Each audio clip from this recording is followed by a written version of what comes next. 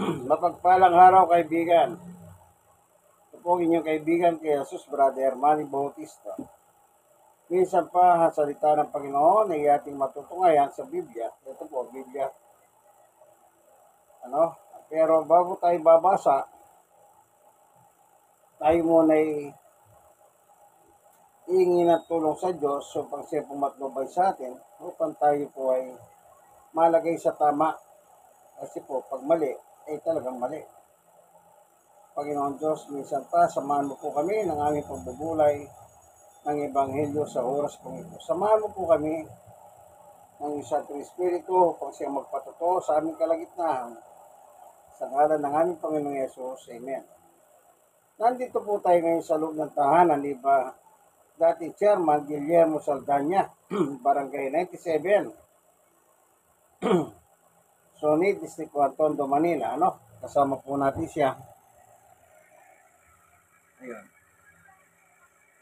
Ayan. Yun yung mga po. Ayan. Nakakala nyo, wala tayong kasama. Kasama. Meron po. Ang ating bubuksan na kasulatan yung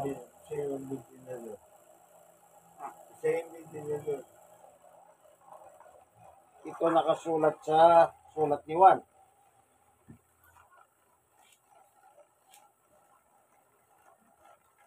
Ito po, babasahin ko.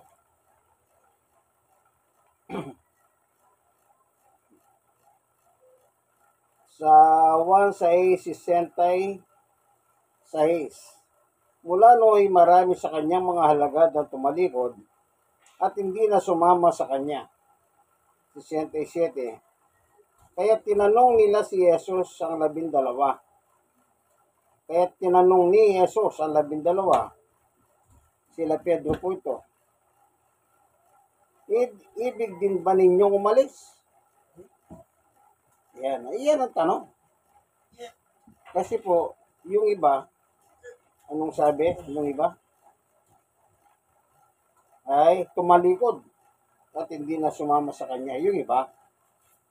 Kaya sinabi ni Jesus sa mga 12, sila Pedro, kayo, gusto niyo rin bang umalis? Ganyan ang tanong. Ngayon, ito sagot ni San Pedro. 68. Sumagot si Simon Pedro, Panginoon, kanino po kami pupunta? Nasa iyo o nasa inyo ang salitang nagbibigay buhay na walang hanggan. Yan. 69. Naniniwala kami at ngayon natitiyak namin kayo nga ang banal ng Diyos. Yan. Alam nyo, nakasama nila si Jesus. At the age of 30, magsimula pong mangaral si Jesus dito sa lupa. At nakapangaral siya ng 3 taon. Ibig sabihin, abang tumatagal, So, sabi nila Pedro,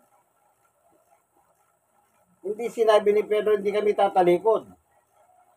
Kundi sagot niya, sumagot si Simon Pedro, Panginoon, kanino po kami pupunta? Yan ang tanong. Oo nga naman. Kung tatalikuran mo si Jesus, kanino ka pupunta? Sigurado, pag tinalikuran mo si Jesus, ang sasabihin ng diablo, come to me. Kasi dalawa lang naman po kapangyarihan ng umiiral sa ibabaw ng mundo sa mabuti at masama. Iwanan mo si Jesus. Automatic yun, sabi ni Satanas, welcome. Yun. So, habang nagtatagal, habang nangangaral si Jesus dito, lalo nilang nakikilala. Kaya ang sagot ni Pedro, napakaganda. Panginoon, kanino po kami pupunta? May kasunod, nasa inyo ang salitang nagbibigay buhay na walang hanggan. Alam niyo yung sinabi ng ito ni Pedro, Ito'y pangako ni Jesus. Yung buhay na walang hanggan. Sinong pwedeng mangako sa tao ng buhay na walang hanggan? Wala. Wala po. Siyempre, habang nagtatagal, nakakasama nila si Jesus, nangangaral si Jesus, yun, meron silang nalalaman, natututunan, ibig sabihin. Ito. Sa tinagal-tagal nilang panahon na magkakasama, maraming natututunan. Nakita nila si Jesus, yung patay, binubuhay ni Jesus eh. Oh. Kaya gano'n lang ang salita ni San Pedro. Kanino kami pupunta? Samantalang, sabi niya? Nasa iyo. Nasa iyo. Tingnan natin dito sa chapter 12 ng 1. John 12:49 and 50.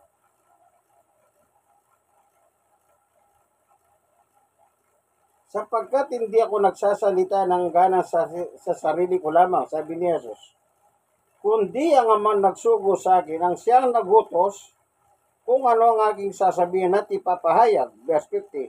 At alam kong ang kanyang mga hutos ay nagbibigay ng buhay na walang hanggan. Kaya't ang pinasasabi ng Ama, ang isya kong sinasabi. Tama si Pedro. Kanino kami pupunta?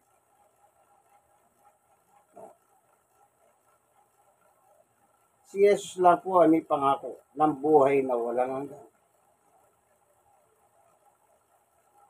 Kaya, hindi nila iniwan ang ating Panginoong Jesucristo. Hanggang doon sa atulas siya ng kamatayan, hanggang mamatay siya. Si Pedro po, yung nag-backslide dyan eh. After ng, naalala niyo ba, tinanong ng mga Hudyo sa kanila. Ito, kasama ni Jesus ito. Yung pag-deny ni Pedro. Ano sabi ni Pedro? Hindi ko kasama yan. Yung pagtilaw ko ng manok. Kada tilaw ko ng manok. Tinatanong si Pedro. Kasi lagi nakasubaybay si Pedro eh. Hindi lumalayo. Kaya nagkikilala siya ng mga Hudyo. Ito, kasama ni Jesus ito. Sabi ni Pedro, hindi ko kakakilala yan. Dinidenay niya. Pero hindi niya iniwalayan si Jesus. Pero dinideny niya. Bakit? Kailan niya sinti siya, kamatayan eh. Siyempre, takot si Pedro mamatay. Pero nakapagbalik loob din po siya. Kailan yun? Nung mauling mabuhay si Jesus sa mga patay. Naalala niyo nang mangingisda sila Pedro? Dumating si Jesus doon sa tagpong yun. Sabi niya, meron ba kayong isda? Sabi ni Jesus. Yun na po yun na siya maguli. Nagugutom ako, sabi niya. Kaya sabi ni Pedro, Panginoon, hindi po ako karapat-dapat. Bakit? Alam ni Pedro kasalanan niya eh. Nag-backslide kasi siya. Muli siyang bumalik sa pangingisda. Pero mabiyayaan Diyos, tinatawad naman po, tinanggap si Pedro. Then, sumunod? Naging matapang si Pedro. Magdada sila sa bangkay ko, sa ibabaw ng aking bangkay. Hindi kanila magagalaw. Sabi pa ni Pedro nung uli na si Jesus eh. Pero sabi ni Jesus, tumigil ka nga Pedro, hindi-deny mo sa 3 beses pag tilapon naman. Di ba dininay niya? Okay? Sa ating panahon, sino si Jesus? Siya po ang nagbibigay buhay na walang hanggan. Tingnan natin. Sa 6:63. Ang Espiritu nagbibigay buhay, hindi ito magagawa ng laman. Ang mga salitang sinabi ko sa inyo ay espiritu at buhay. Doon sa ibang salin ng Biblia, salita ko espiritu at nagbibigay buhay. Yun, yung salita ni Jesus na yun, yun ang tinandaan ni Pedro. Kaya sinabi ni Pedro, kanino kami pupunta? Samantalang nasa iyo ang buhay na walang hanggan. Yan po maganda na pananampalataya. Alam nyo, simple lang yan eh. Ano mang reliyon ang kinabibilangan mo, kaibigan, kailangan nakma yung pananampalataya mo. Kung ano yung nasa Biblia, yun ang dapat masunod. Hindi yung kung ano naman sinasabi ninyo kasi. Yung Biblia ginagamit para itama pa ating pananampalataya. To be correct. Ang Biblia for correction. Halimbawa, may mali. Kung nasa Biblia tama, yun na sundin mo, yung tama. Kaya ang problema po, tama na nga yung nasa Biblia, kinokontra pa yung nasa Biblia. Baka kayong mga nanonood ng video nito, ganun din kayo. Kunwari kayo, pa-Biblia lang kayo. Pero yung nakasulat sa Biblia, tinidinayin. Merong mga ganyan reliyon eh. Babasahin nila pagkatapos sasabihin, mali ito. O kagaya na lang ng iba. Nang tinanong ni Jesus si Tomas, Tomas, sabi niya,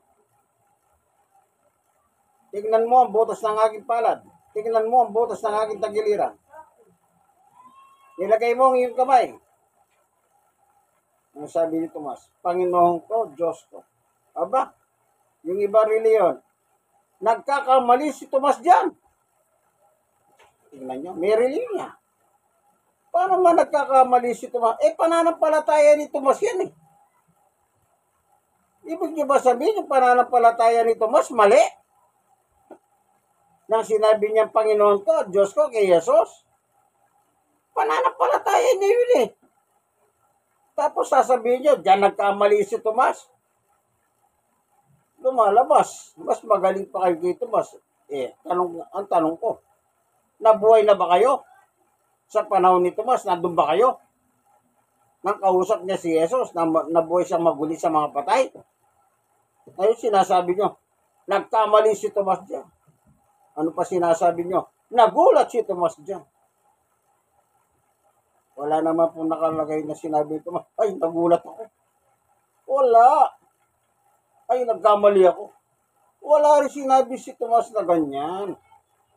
Ang sagot niya lang, nung nagdidiskusyon sila ni Jesus, kasi sabi niya, hanggat hindi ko makita ang ebidensya, hindi ko yung butas ng kanyang palad, may pasok ang aking daliri, yung sugat dito sa kanyang tagiliran, hindi ako naniniwala sa inyo, sabi ni Tomas, sa kanyang kapwa mga apostol. Nung ikawalong araw, muli nagpakita si Jesus. Kahit sarado ang pinto, sarado ang bintana, pumasok sa loob ng bahay si Jesus. Bakit? Ang katawan ni Jesus po, glorified body na po. Wala pong pwedeng umarang. Tumatagos sa mga anumang pader, anumang wall.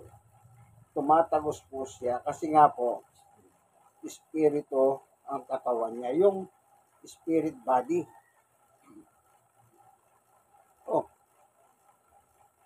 Kaya timano pagpasok niya, inarak niya si Tomas. Tomas, halika na. Mag-usap tayong dalawa. Etong butas, tingnan mo. Etong tagiliran, tingnan mo. Sige, lagay mo yung kamay mo dyan. Yung daliri mo dyan. Tapos sasabihin, nagulat daw ang Tomas. Hindi po nagulat si Tomas, kayo ang nagulat. Magugulat din pala kayo. Kayo ang nagulat. Tapos anong sabi niyo? Si Tomas kasi palahab siya sa Bible study. ang galing nyo, para kayong mga marites. Wala naman kayo sa panahon ni Tomas, binabanatan niyo si Tomas. Ang problema, hindi na makasagot si Tomas kasi matagal na sinumatay. Ito namang inyong mga kasamahan, Senyor Leon, aron na paniwala ninyo. Ganyan din na sinasabi niya. Nagulat si Tomas. Pala-upset si Tomas sa Bible. Mga antikristo kasi kayo eh. Antikristo. Ano bang antikristo? Labang kay Kristo. Sinabi na nga nito, mas Panginoon ko at Diyos ko. Sino paniniwalaan ko? Eh di si Tomas. Apostol yun eh. Eh yun yung founder. Ay hindi ko paniniwalaan niya. Umakyat daw sa sikatan ng araw. Hallelujah. Kaya ang Biblia po. Kaya sabi ni Pedro, Panginoon, saan pa ba kami pupunta? Wala naman talaga silang mapupuntahan eh. Kasi po, once na tinalikuran mo si Jesus, sigurado na nasa nakisatanas ka. Ganun lang yun eh. Pagkatalikuran mo si Satanas, saan ka pupunta? Kay Jesus. Pag tinalikuran mo Jesus, saan ka pupunta? Kay Satanas. Kasi nga, sila lang po ang umihiral na nasa Biblia. Nakita niyo ba nung tuksoy ni Satanas si Jesus? Hindi umubra si Jesus. Oh. Yun ang Bible study. Bible study niya si Satanas. O, anong nangyari kay Satanas? At iniuwa siya ni Satanas, ang sabi mo.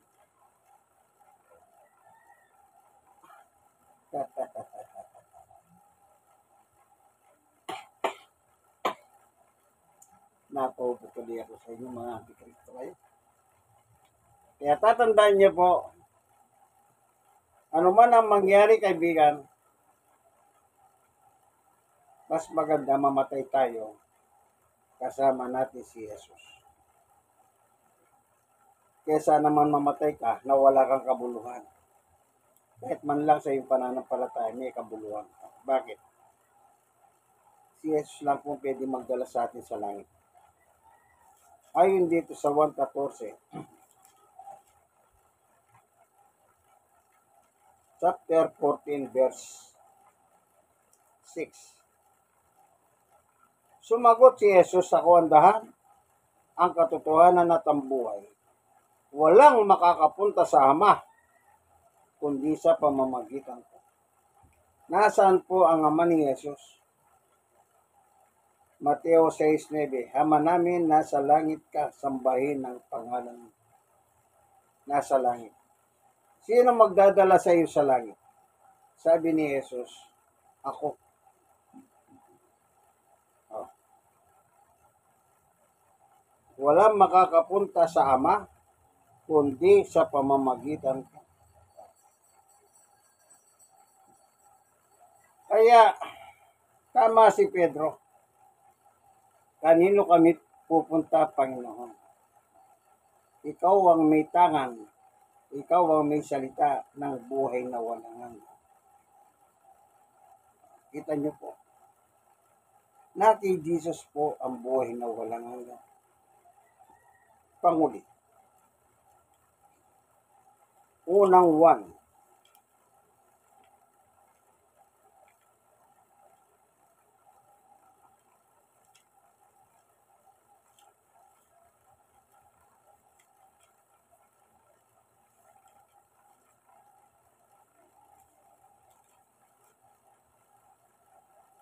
Anong nakalagay dito?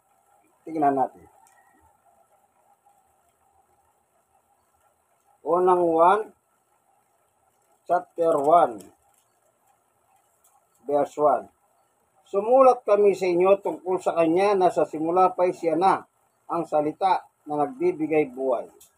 Narinig namin siya, nakita, napagmasdan, nahipo ng aming mga kamay. 2. Nahayag ang buhay. Nakita namin siya at pinatotohanan sa inyo. At ipinangangaral namin sa inyo ang buhay na walang hanggan. Nakasama ng Ama at nahayag sa amin. 3. Ipinahayag nga namin sa inyo ang aming nakita at narinig upang makasama namin kayo at sa pakikisa sa Ama at sa Kanyang anak na si Jesucristo. 4. Sinulat namin ito upang malubos ang aming kagalakan. Ano po sabi? yung kanilang nakita at nahayag ay naawak ng kanilang kamay ang kanilang pinapatutuho sa kanilang panahon. Ano ito? Buhay na walang hanggan. Na kay Jesus po ang buhay na walang hanggan.